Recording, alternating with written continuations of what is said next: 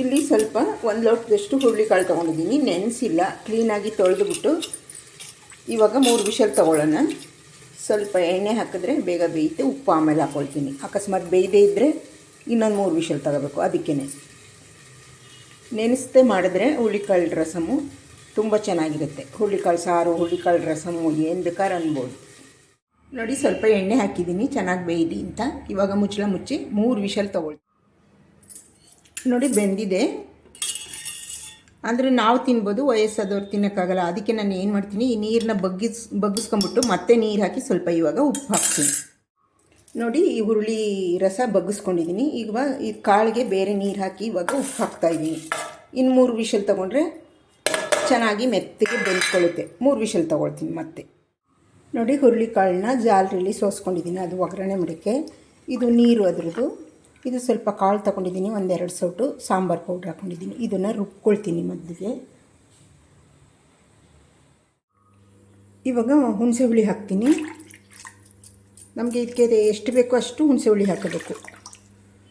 ಆಮೇಲೆ ರುಬ್ಬಿರೋದು ಹಾಕಿಬಿಟ್ಟು ಜಾರೆಲ್ಲ ತೊಳೆದ್ಬಿಟ್ಟು ಸಾರನ್ನ ಕುದಿಯೋಕ್ಕೆ ಇಡಬೇಕು. ಏನೂ ಮಸಾಲೆ ಇಲ್ಲ, ತೆಂಗಿನಕಾಯಿ ಇಲ್ಲ, ಮಸಾಲೆ ಏನೂ ರುಬ್ಬಾಕಿಲ್ಲ.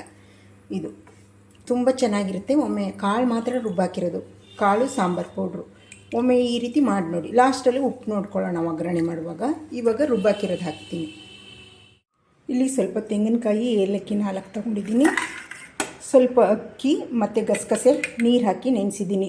ಇಷ್ಟು ರುಬ್ಕೋಬೇಕು. ಬೆಲ್ಲ ತೊಗೊಂಡಿದ್ದೀನಿ ಸ್ವಲ್ಪ. ಇದಕ್ಕೆ ನೀರು ಹಾಕ್ತೀನಿ ಇವಾಗ ಕರಗಲಿ. ಇದು ಕರಗ್ತಾ ಇರಲಿ. ಬಾಣಲಿಗೆ ಒಂದು 3 ಸ್ಪೂನ್ ಎಣ್ಣೆ ಹಾಕಿದ್ದೀನಿ.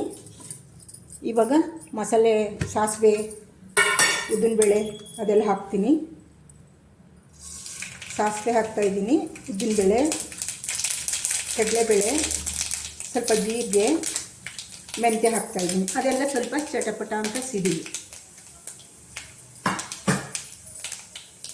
ಇವಾಗ ಒಂದು ಈರುಳ್ಳಿ, ಒಣಮೆಣಸಿನಕಾಯಿ, ಬೆಳ್ಳುಳ್ಳಿ ಹಾಕ್ತಾಯಿದ್ದೀನಿ.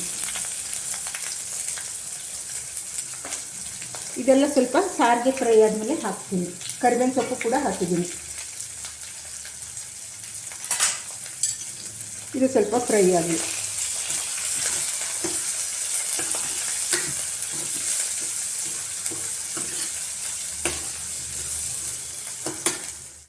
ಇವಾಗ ಒಗ್ಗರಣೆನೇ ಸಾಂಬಾರಿಗೆ ಹಾಕೋಣ. ಆಗಿದೆ. ಸಾಂಬಾರಿಗೆ ಹಾಕ್ಬಿಟ್ಟು ಚೆನ್ನಾಗಿ ಕುದಿಸ್ಬೇಕು.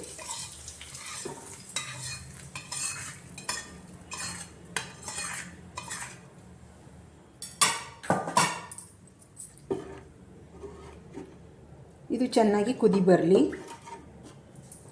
ಸ್ವಲ್ಪ ಉಪ್ಪು ಕಡಿಮೆ ಇದೆ, ಹಾಕ್ತೀನಿ ಸ್ವಲ್ಪ ಉಪ್ಪನ್ನ. ಚೆನ್ನಾಗಿ ಕುದಿ ಬರಲಿ. ಸ್ವಲ್ಪ ಸಪ್ಪೆ ಇದೆ, ಸ್ವಲ್ಪ ಉಪ್ಪು ಹಾಕ್ತೀನಿ.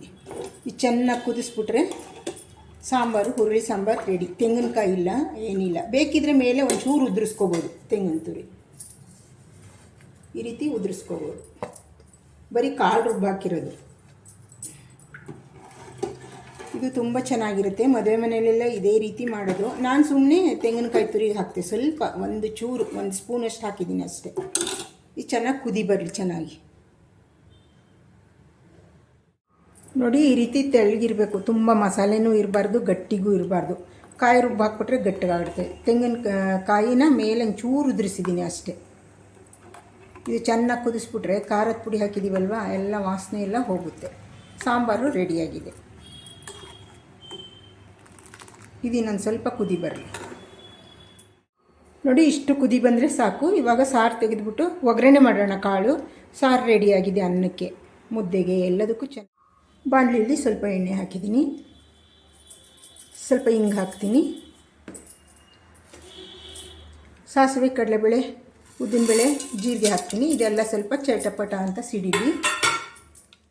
ಇವಾಗ ಈರುಳ್ಳಿ, 2 ಹಸಿಮೆಣಸಿನ್ಕಾಯಿ, ಕರಿಬೇವಿನ ಸೊಪ್ಪು ಹಾಕ್ತೀನಿ. 1 ಈರುಳ್ಳಿ ಹಾಕಿದ್ದೀನಿ.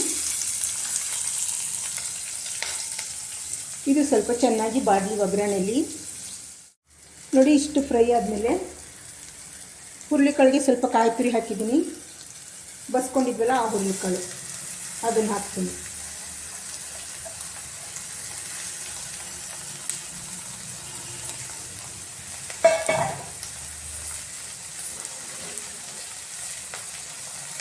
ಇದನ್ನೆಲ್ಲ ಮಿಕ್ಸ್ ಮಾಡೋಣ.